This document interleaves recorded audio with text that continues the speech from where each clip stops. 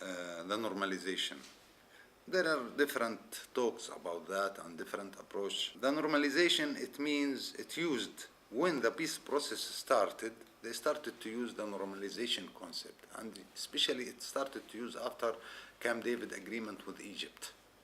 Because Egypt signed agreement with Israel, the conflict ended, and we must have normal relation with Israel. And in the same pace, when the negotiation just started with the Israelis, between Palestinians and Israelis, the peace process started, we must stop any resistance, any reaction of the Palestinian, and to start to create normal relation between the Palestinian and the Israeli. And the normalization, it's a political, cultural, economic mean in order to impose the Israeli condition through the peace negotiations. That means to stop the Palestinian resistance and to support all the processes to have normal relation with the occupier. Meanwhile, the occupation is continuing on the ground.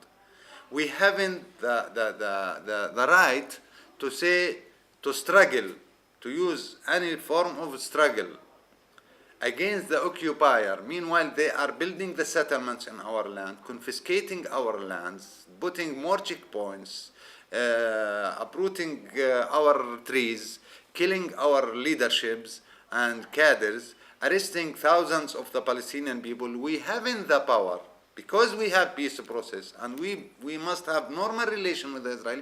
We haven't the right to resist this occupier, and we must have normal relation.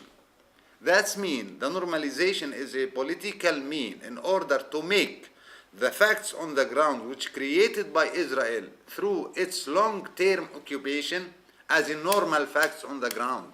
It's out of discussion.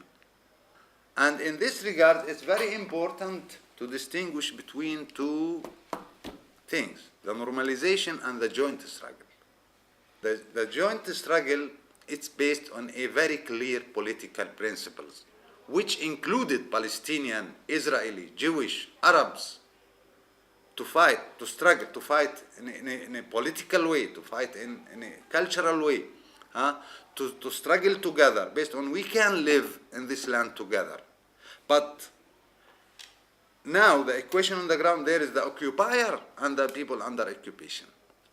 To have real joint relation between the Palestinian and the Israeli and real joint struggle, we must start from very clear political basis, which included to recognize the Palestinian national rights, to recognize the right of the right for the Palestinian to resist in order to end the occupation, to be ready to be part from this struggle as a Jewish and Israelis and international community, and to deny the nature of Israel as a colonial Zionist state.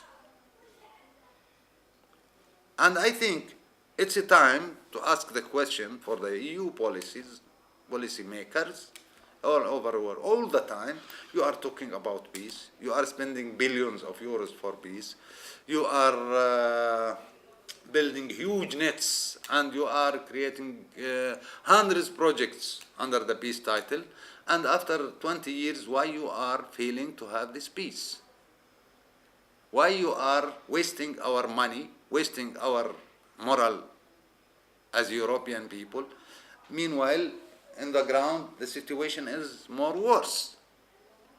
Why you are not stopping to evaluate your work on the ground and to find the reasons why you are failing as EU? If the Arab regimes want, and America want, and Israel want, and the EU want, why they are failing? Because Hamas? All the world can't create real peace, justice, peace, because Hamas saying no.